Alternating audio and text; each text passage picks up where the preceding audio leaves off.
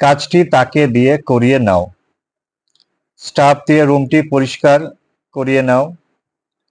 তোমার বন্ধুকে দিয়ে বাড়িটি রং করিয়ে নাও।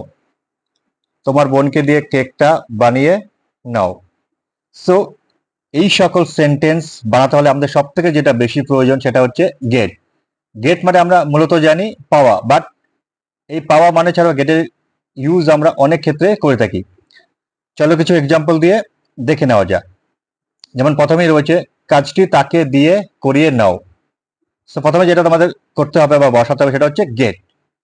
কি কথা হবে? Get the work done. Get the work, আর তুমি যেটা ভাব হবে, এখানে ভাব হচ্ছে ডু, ডু মানে করা, সো ভার্বের third form done, by him, তার দ্বারা। So get the work done by him. Okay, next example, staff দিয়ে রুমটি পরিষ্কার করিয়ে নাও। Similarly get, get the room, clean হচ্ছে পরিষ্কার করা, আর ক্লিনের থার্ড ফর্ম হচ্ছে cleaned. So get the room cleaned by staff.